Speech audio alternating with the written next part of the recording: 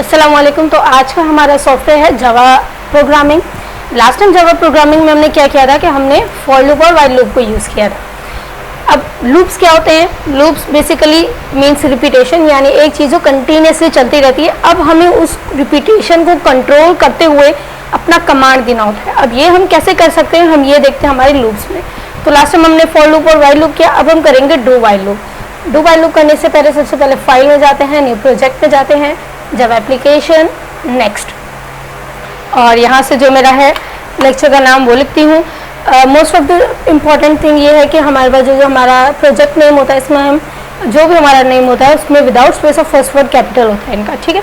तो आप देख सकते हैं मैंने यहाँ पे डू वाइल लूप इस तरह देना है, ठीक। उसके बाद इसको कर देना है। अच्छा, ये कह रहा है प्रोजेक्ट नेम ऑलरेडी एक्सिस्ट, तो मैं इसको 1 दे देती हूँ और फिनिश दे देती हूँ, ठीक है। फिनिश करने के बाद यहाँ पे मेरे पास कुछ इस तरीके का सरफेस आया, यानी यहाँ पे मैं चाहूँ तो कमेंट्स को रिमूव करके भी काम कर सकती हूँ, या चाहूँ तो बगैर रिमूव के भी काम कर सकती हूँ। अभी हमने इससे पहले जो लेक्चर किया था उसमें हमने इनको रिमूव नहीं किया था, जबकि फर्स्ट लेक्चर में हमने इनको रिमूव किया था।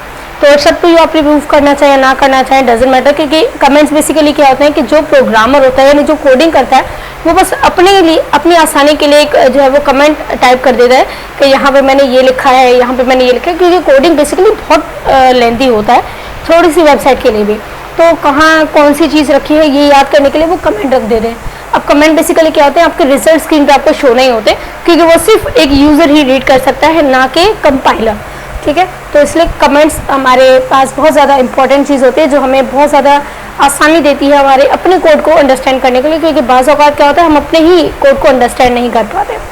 तो हम क्योंकि कर रहे हैं डू वाइल लूप, तो सबसे पहले मेरे पास इंटीजर होना चाहिए। इंटीजर A to Z आप कुछ भी ले सकते हैं। उसके बाद बताना है कि वो इंटीजर कहाँ से स्टार्ट हो, तो ऑफकोर्स 1 से स्टार्ट होगा। उसके बाद कौन सा लूप हम यूज़ कर रहे हैं हम वो बताएंगे। अब इस लूप में क्या प्रिंट करवाना है हम वो बताएंगे, ठीक है। system.out.print, ठीक। और यहाँ पे मैं देती हूँ अलाइन, यानी जितनी बार भी मैं प्रिंट कर रहा हूँ हर बार न्यू लाइन में आए। तो साहिल ऑर्गेनाइजेशन, और इन्वर्टेड कॉमास भी नहीं लिखा तो इन्वर्टेड कॉमास दे देते हैं, क्योंकि बेसिकली अगर हम इन्वर्टेड कॉमास में नहीं देते तो हमारा जो टेक्स्ट है वो कोई कमांड समझता है उसको, तो हमें कमांड नहीं देना, हमें सिंपल एक टेक्स्ट टाइप करवाना है। इसलिए मैंने यहाँ पे इसको साइल ऑर्गेनाइजेशन जो है वो इन्वर्टेड कॉमास में दे दिया है, ठीक है। इसके बाद हम क्या करेंगे, हम यहाँ पे हमारी लिमिटेशन सेट करेंगे कि यानी 1 से तो स्टार्ट हो लेकिन ख़त्म भी हो, ठीक है। तो मैंने यहाँ पे A++ दे दिए, यानी मेरा जो लूप है वो स्टॉप हो जाए।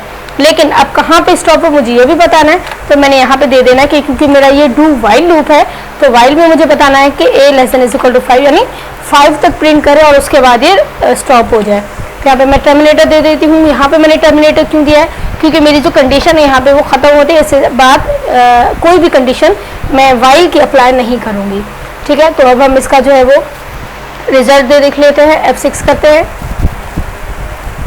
F6 करने पे आप देख सकते हैं साइल ऑर्गेनाइजेशन हमने 5 टाइम्स रिपीट किया है, और हर टाइम जो है वो न्यू लाइन में। आप चाहें तो 10 टाइम्स 20 टाइम्स जितनी टाइम आप प्रिंट करवाना चाहें आप करवा सकते हैं, ठीक है। तो ये था हमारा लेक्चर जिसमें हमने डू वाइल को प्रिंट करना सीखा कि हम जावा एप्लीकेशन में